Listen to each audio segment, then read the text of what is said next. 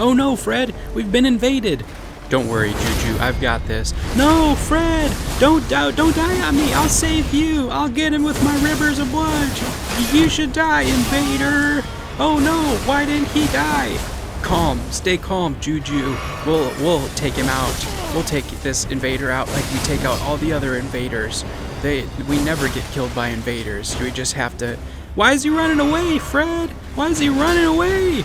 Well, we're gonna catch him because we're strong warriors, Juju. So just keep it together, man, and we'll follow him. We'll follow him and we'll destroy him. Don't you worry. All right, Fred, you're the best friend ever, Fred. Don't let him kill you down there. I won't, Juju. And now a word from our sponsors. This invasion brought to you by the Wondrous Physic. Come on down to the Third Church America today to get your very own. And don't leave home without it. Now back to your regularly scheduled program. Fred, why are there all these skeletons? There's all these skeletons coming after us now. Are you sure this was a good idea? Don't worry, Juju. He's only got a sword. We'll get him, and then we'll take care of the skeletons after he's gone. Trust me, Juju. All right, Fred. If you say so, man. But there's a lot of skeletons here. I'm starting to wonder if maybe we shouldn't have followed him into the skeleton traps. Don't worry, Fred. Juju. I forget which one I am with this voice. Don't worry, Juju. I'll get him with my Adula's Moonblade. I'll destroy the invader. Just trust me. Oh no, he's got a big skull now. He's using a big skull hammer now. I'm gonna try my swish attack again. I can't hit him with it. Are you sure about this, man? Don't worry, Juju. We're gonna get him right here. Double fist attack. Twin powers. Activate. Oh no! Fred! No! You killed my friend Fred! That's right. I killed your friend Fred. And I'm gonna drink him now. No, don't drink my friend Fred. No, that's not nice. I'm gonna kill you with my swish attacks. They're gonna get you, you stupid red monster, you horned demon. I'm your worst nightmare, Juju. And you know what? You're never gonna get me with your swish attacks. How about this? No, Fred. We've got a technical penalty there. Taunting after the play was over. Eject this invader. Get him out of here. Get him out of here. I was leaving anyways. And that's what it sounded like when I was playing with action figures when I was about 10 years old. What's up, gamers? Coobs here. Hopefully you enjoyed the little intro to the video. Really appreciate you being here. Got a new character, got a new build that I put together, and I'm happy that you're here to check it out and see what he's all about. This is Daegal the Druid.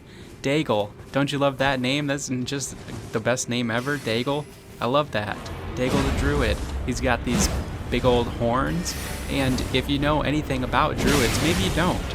And I'm really kind of basing my this information that I'm delivering to you off of playing Dungeons and Dragons. And in Dungeons and Dragons, the druid class, they won't use metal shields or armor.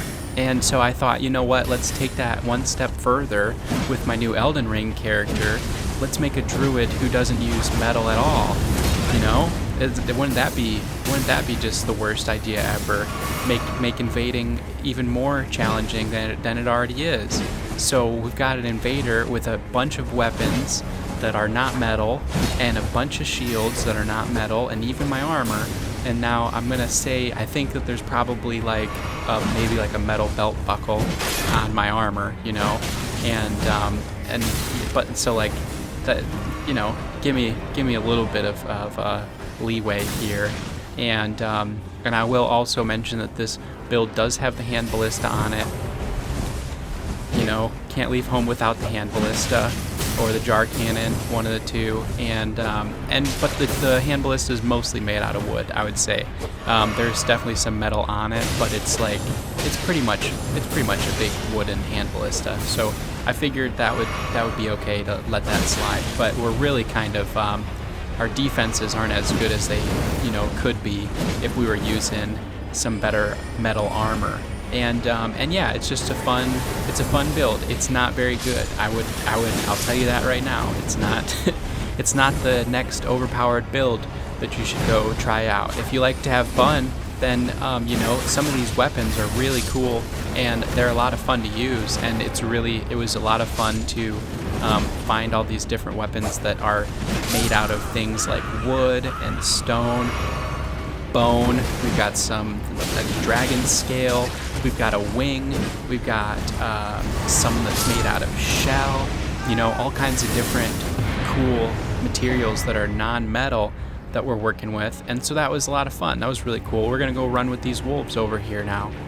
And yeah, so just a fun new character to mess around with. This is level 95. At the end of the video, I'll show you guys the stats, the numbers, and so another thing about druids is that like they're very much like in tune with nature. They're kind of like, you know, mystical beings who dwell in nature, and they typically have like elemental spells, you know. So I've got Catch Flame, I've got Garonk's Stone, I think it's called, the Big Boulder, I've got the Lightning Bolt spell, we're working with the, that was faster than I expected it to be, that's for sure. Thought we were going to have a little bit of a bout, but no. So I've got the Glintstone Ice Crag, I think it's called, so the ice spell.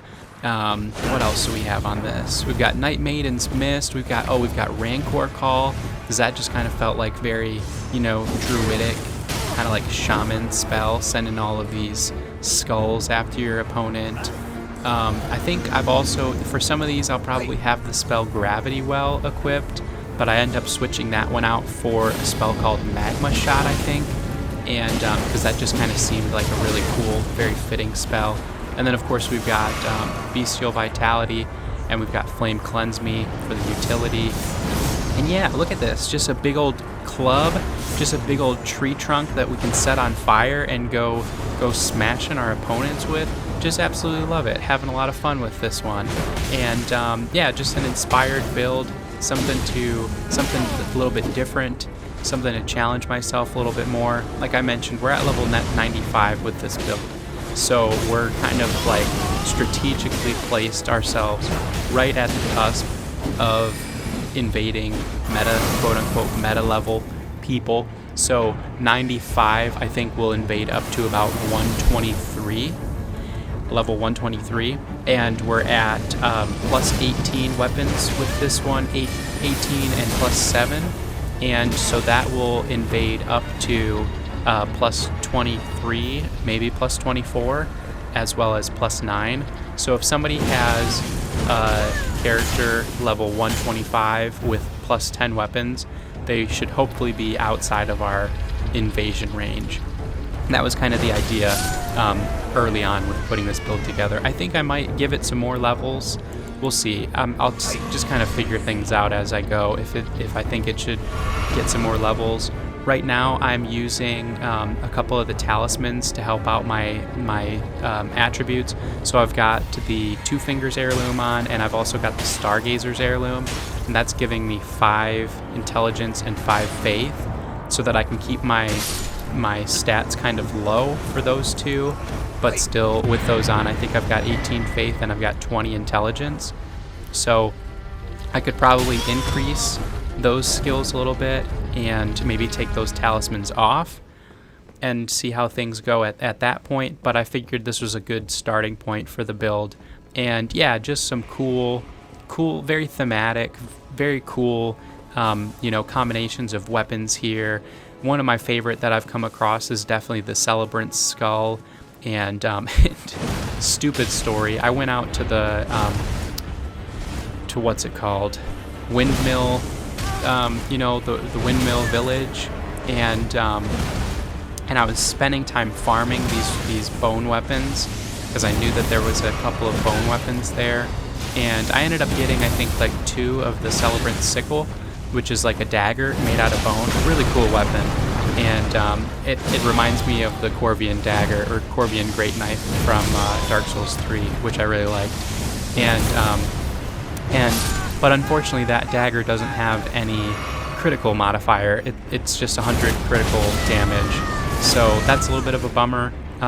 Would have loved to see, you know, a little bit more in that department, but you know, it is what it is. And so I'm out there farming these weapons. Like there's like a, I think it's called like the Celebrant's Rake or something like that, which is like a spear or a halberd that has like these arms coming off. It's basically like fighting with like a spine that has like the parts of the rib cage attached.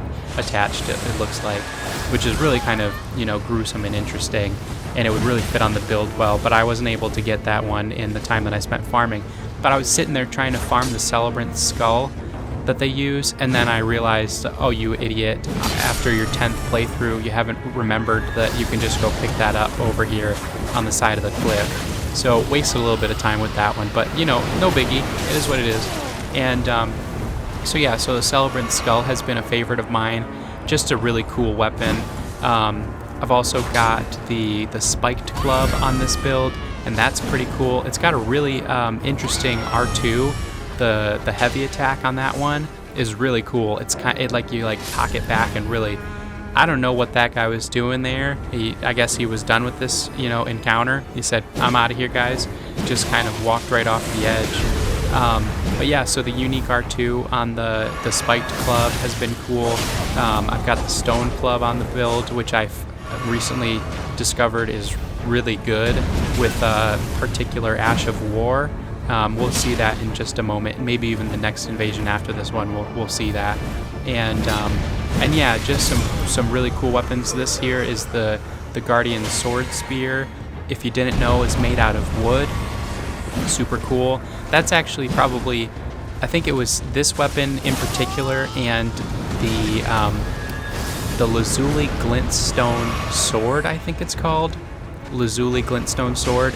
It's a straight sword, and it has the unique R2 that the Carrion Knight Sword has, where you kind of raise it up and you can do like a block. You can basically block an attack with it. And if you look at the item description, it says that it used to be used for them to basically channel their spells through. So it's made out of wood, and they used it to cast spells with.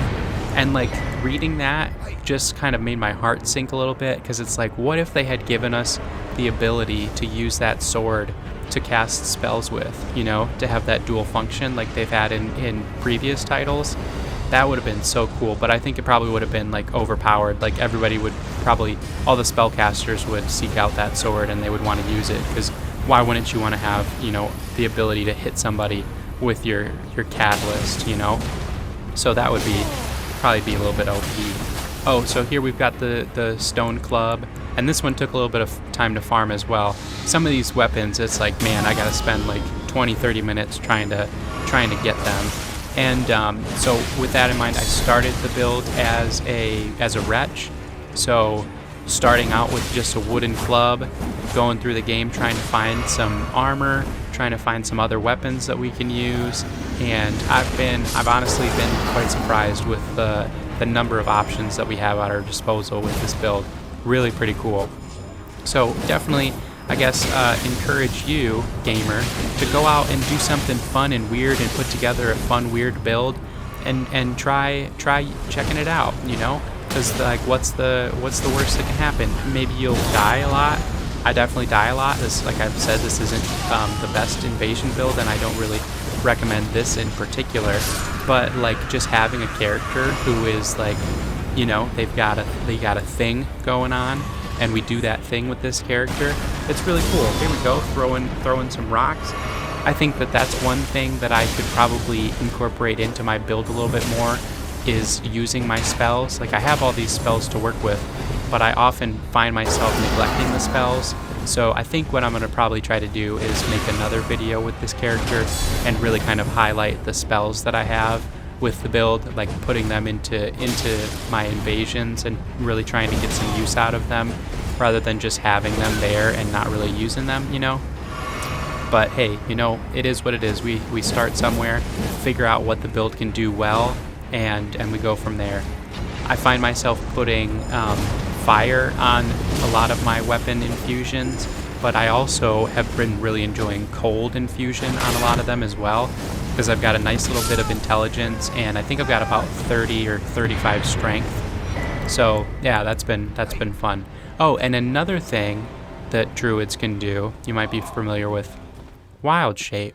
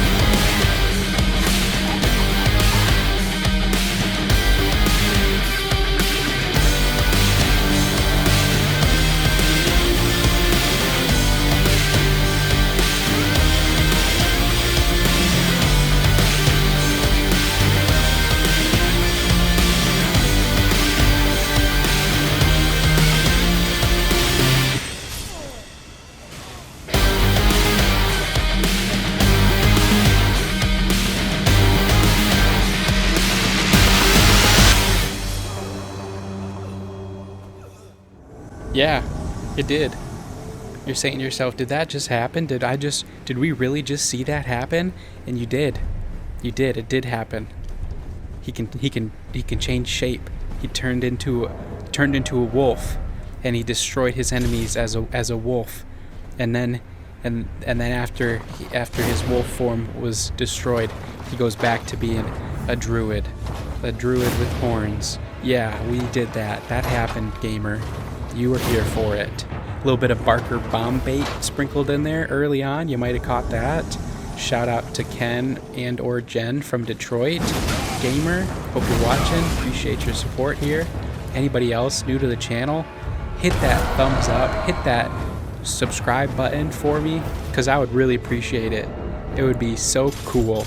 We've been getting subscribers like crazy these last couple of months. We're up to 60 subscribers right now. Working our way to 100. If you want to be part of that, get in now. Diamond hands, diamond hands. You gotta get in. You gotta get in when the value is low. Get in now. Behold, and then we're to the moon, gamers. We're going to. Stupid. That was dumb. Here we go with the hand ballista. So this is a great example. And the last little clip, trying to knock the guy off of the chain. We hit him, but he didn't fall. But here's another great example of why this is just like, it's a must-have tool for invaders. We've talked about it before, so I won't dwell on it. But I'm shooting lightning. That's thematic. That's druidic. Seems like fair game in my book. So yeah, put that on the build. Here we go with a little bit of Waves of Darkness. Absolutely love that Ash of War. Goes really well on this Celebrant skull that I was talking about. Just love it. And I guess another thing I could mention is that, like, I'm not looking at the talismans as metal items either. So like talismans are fair game. You know, I make the rules for the build. I'm the one putting these restraints on myself, so I'm not gonna be a total masochist about it. I'll give myself access to talismans without inspecting whether or not they're made of metal. You know what I mean? And so that really kind of helps out too. But the main thing is the armor and the weapons and the shields. The shield that I'm using, I'm not exactly sure what the name of it is, but it's a wooden shield that you can get from Stormvale Castle, and it kind of has the same sort of like death and decay happening to the shield that's happening to Stormvale Castle. If you know a little bit about the lore, it's like the castle is kind of like being like decomposed by the death of Godwyn, you know, taking place at the base of the castle. It's like starting to spread and like almost infect the castle itself, which I think is really just like super cool. So that's kind of happening on the shield. And yeah, so just having some fun with some different tools at our disposal. In a previous video, I mentioned that there's like over 300 weapons in Elden Ring, and so something that I want to do eventually is to have tried all of the weapons and to, you know, at the very least have experienced using them, so that I can, you know, decide whether or not I enjoy them or not. And this has been a really great way to try out new weapons that I had never even picked up before. So that's been super cool. And yeah, and it's always fun to put together a new character and a new build. I think that, like I mentioned, I think I might take this up a little bit further, past 95, maybe go like give it another 20 or 30 levels and see how it does there, because I have these sort of split stats between some strength and some dex and some intelligence and some faith, and I need a little bit of mind so that I can cast spells, and I need a lot of vigor because I'm an invader. It's like I'm spread kind of thin, and I realize that, so it's something that I might look at, but we'll see. I think that one of the things that I wanted to mention in this video is that you are awesome, gamer. You sitting there watching this video, if you're still with me, I really appreciate you. And make sure that you're having fun in all of your gaming experiences, because at the end of the day, that's what it's all about. You know, we all live tough lives sometimes. Things can be a grind, you know, whether it's work or it's just our personal lives, whatever it might be, can really kind of grind us down a bit. And we should use these, you know, these moments when we're gaming as a time to kind of fill our bucket and you know, relieve some of the stress that we're experiencing. So if you ever find yourself playing a video game and you're getting frustrated because things just aren't going your way, or you feel like the game is a grind, then you know what, gamer? I would encourage you to set it down and come back to it when you can have a better mindset about it, because it should never feel like, you know, like the game that you're playing is making things worse for you, if that makes any sense. So hopefully we can all prioritize having fun with our video games over anything else. And I maybe it's easier for me to say something like that because I'm not a super competitive person. Like I enjoy winning when I'm invading, but like at the end of it, you know, regardless of the outcome, I'm hoping to have a good time with my invasion. And so I understand that like maybe somebody has a different mindset where like they want to win, and like if they don't win, that they're upset with themselves. But just again, another opportunity to say, like, be gentle with yourself, and don't take things too seriously. You know, you're an awesome gamer, you're an awesome person, you're worth it, and we've got to take care of ourselves out here. So I encourage you to do so. Hopefully you're having fun in any of the gaming that you're doing. And if you found a new game that you've gotten into recently, you want to talk about it down in the comments, I'd be happy to chat. Throw that down there. Let's get a conversation going. What game you're maybe excited for. I know at the time of recording this that Armored Core is coming out. I think it might already be out actually, and I personally, I don't think that I'm going to be able to pick that one up right away.